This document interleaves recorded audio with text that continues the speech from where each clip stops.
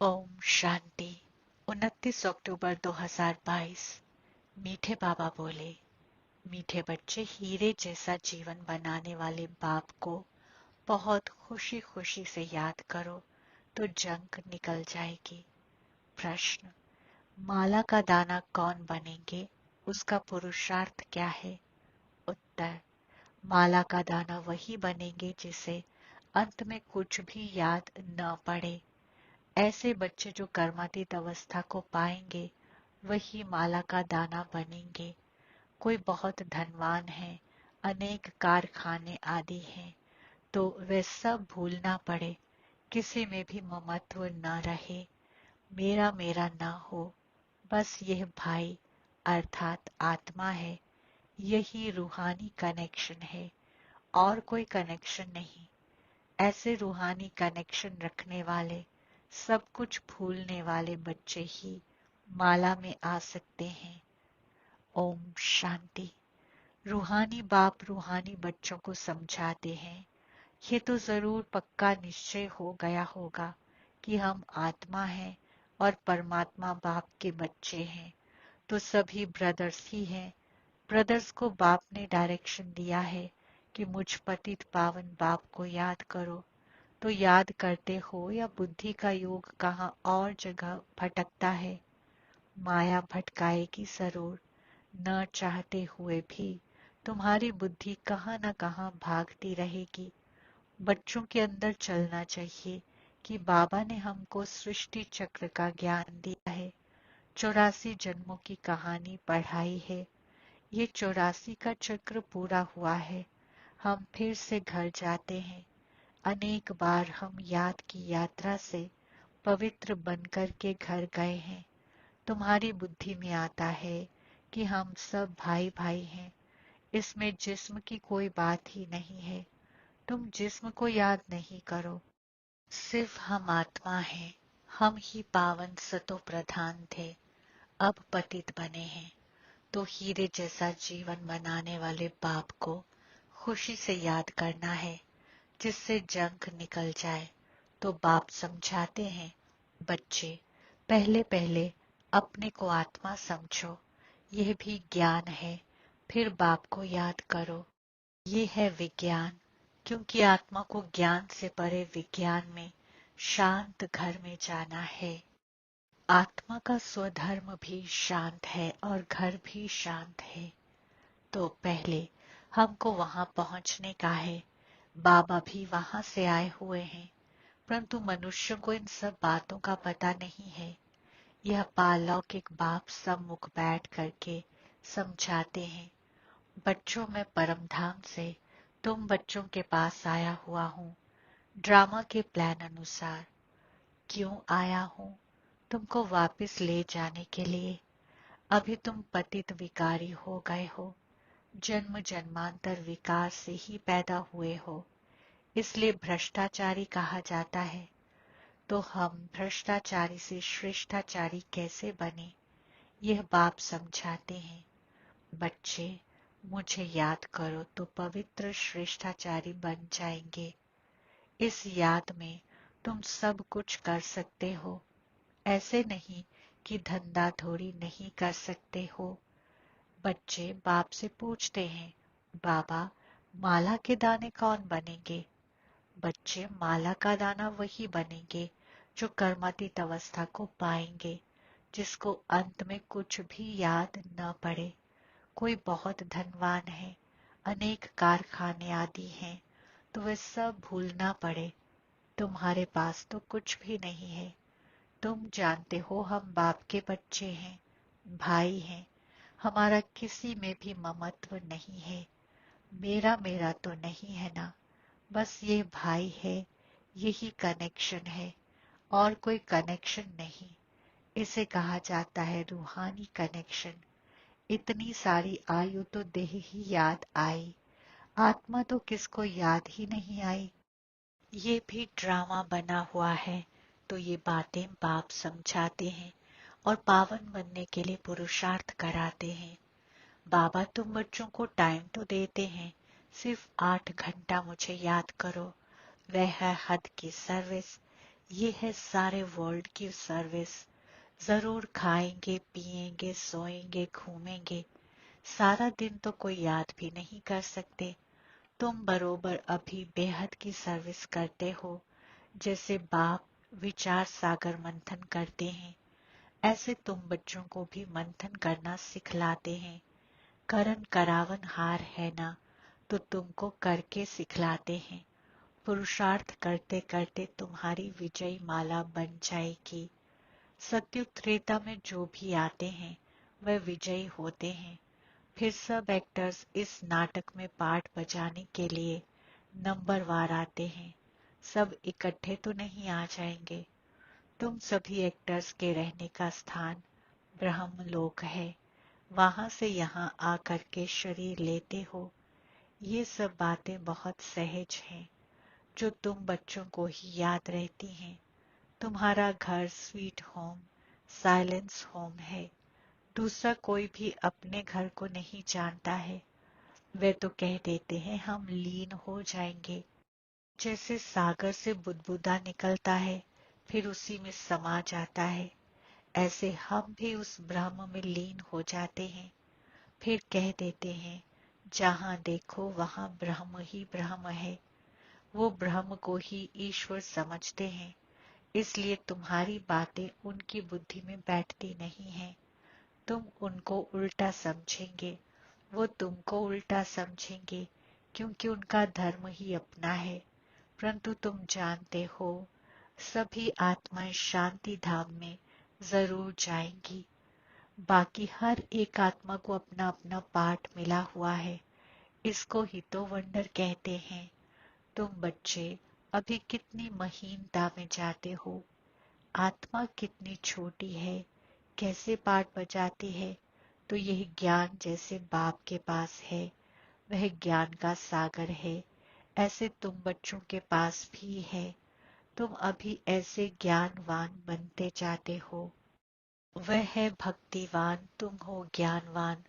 भक्तिवान माना रात के रहने वाले और ज्ञानवान माना दिन के रहने वाले। आधा कल्प तुम सुख धाम में रहते हो, आधा कल्प दुख धाम में रहते हो।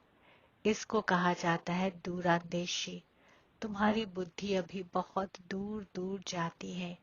हम आत्मा स्वीट होम ब्रह्मांड के रहने वाले हैं।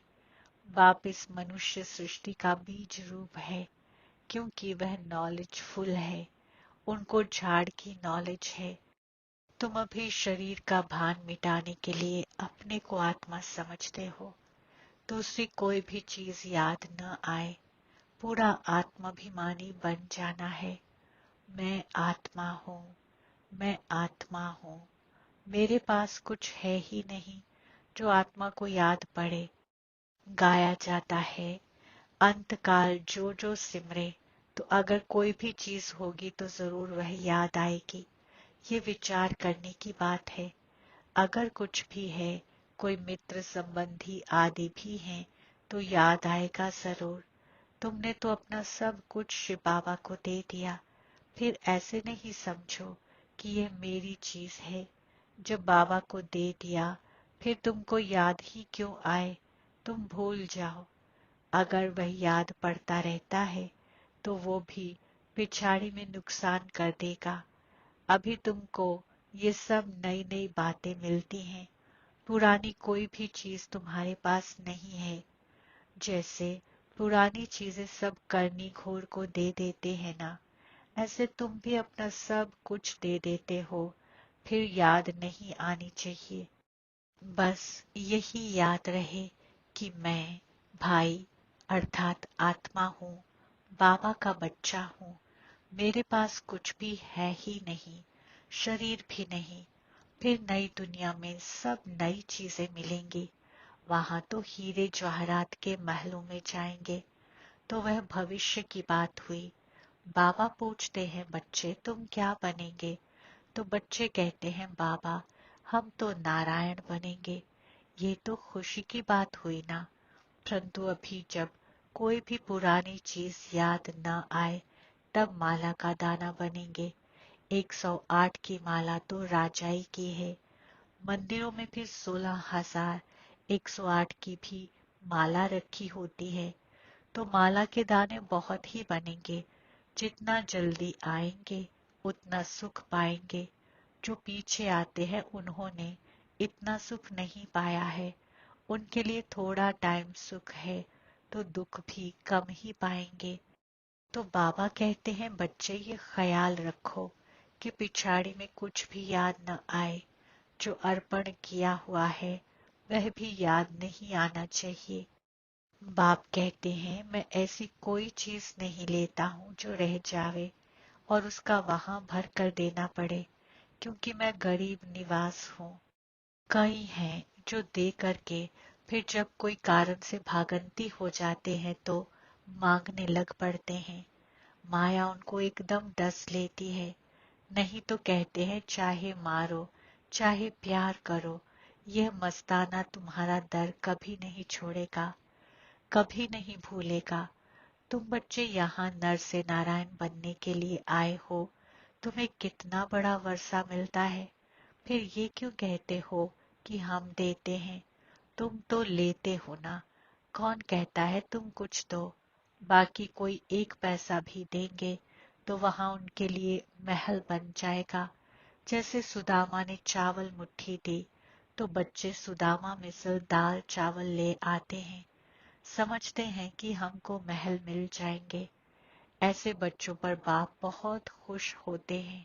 वाह, इनके नई दुनिया में महल बनने वाले हैं, क्योंकि बहुत प्यार और सद्भावना से ले आते हैं।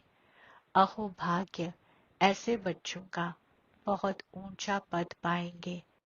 अभी ड्रामा के प्लान अनुसार बाबा और तुम बच्चों की कदम कदम वही चाल चलती है जो कल्प कल्प चली है। तुम्हारे कदम कदम में पदम है। देवताओं के पैर में पदम दिखाते हैं, तो इसका भी कोई अर्थ होगा ना। अभी तुम्हारी पद्मों की आमदनी होती रहती है। तुम बाबा के पास पद्मा पदम पति बनने के लिए आते हो, तो तुम इतने महान महान महान भाग्यशाली हो। परंतु उसमें भी फिर नंबरवार पुरुषार्थ अनुसार है। तुम्हारा पुरुषार्थ कल्प कल्प वही ड्रामा के प्लान अनुसार चलता है। जैसे कि ड्रामा तुमको पुरुषार्थ कराता रहता है, ईश्वर भी ड्रामा के अनुसार तुम्हें मत देते हैं, तो ड्रामा के वश हुए ना। फिर ये ड्रामा किसके वश है? बच्चे, ड्रामा अनादि बना हुआ है। ये कोई नहीं कह सकता है कि ड्रामा कब बना। ये तो चलता ही रहता है। ड्रामा में नंबर वन मत मिलती है ईश्वर की, इसलिए उसको कहा जाता है ईश्वरीय मत, जो तुम्हें देवता बनाती है और मनुष्य की मत छीछी बनाती है।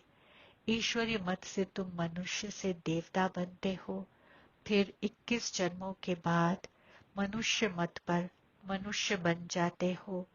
अभी यह गीता का एपिसोड संगम युग है, जबकि दुनिया बदलती है, तो ये बच्चों की बुद्धि में होना चाहिए। और बच्चों को बहुत बहुत मीठा बनना चाहिए, प्यार से चलना होता है। जो बच्चे शांत और मीठे हैं उनका पद भी ऊंचा होगा। अभी तुम्हें ईश्वरीय बुद्धि मिली है। तुम समझते हो कि हम बेहद के बाबा की संतान बने हैं, बाबा से वर्षा ले रहे हैं, तो अथाह खुशी होनी चाहिए। बाप कहते हैं बच्चे, स्वर्ग से भी यहाँ तुम्हारा बहुत बहुत ऊंच पद है। बाप सिर्फ तुमको पढ़ाते हैं। भगवान वाच, मैं तुमको डबल सिरताज राजाओं का राजा बनाता हूँ, तो अपनी तकदीर पर तुमको बहुत खुश रहना चाहिए।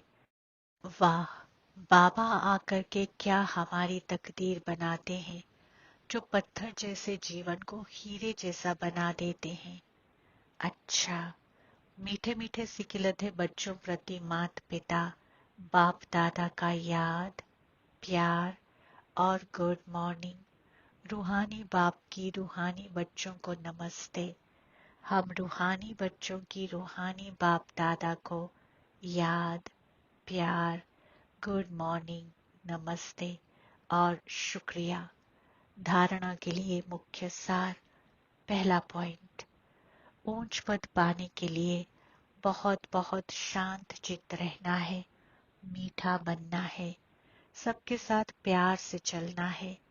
दूसरा, जो कुछ बाबा को अर्पण कर दिया उसे भूल जाना है, उसकी याद भी न आए, कभी यह संकल्प भी न आए कि हम बाबा को देते हैं। वरदान, ब्राह्मण जीवन में काम महाशत्रु के साथ उसके सर्व साथियों को भी विदाई देने वाले संपूर्ण पवित्र भव। स्पष्टीकरण, ब्राह्मण जीवन में जैसे काम महाशत्रु को जीतने के लिए विशेष अटेंशन रखते हो, ऐसे उसके सभी साथियों को भी विदाई दो। कई बच्चे क्रोध महाभूत को तो भगाते हैं, लेकिन क्रोध के बाल बच्चों से थोड़ी प्रीत रखते हैं। जैसे छोटे बच्चे अच्छे लगते हैं, ऐसे इस क्रोध के भी छोटे बच्चे कभी कभी प्यारे लगते हैं। लेकिन संपूर्ण पवित्र तब कहेंगे जब कोई भी विकार का अंश न रहे। ऐसा पक्का व्रत लो, तब कहेंगे सच्चे ब्राह्मण।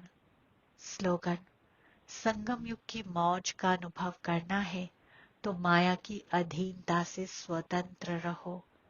ओम शांति।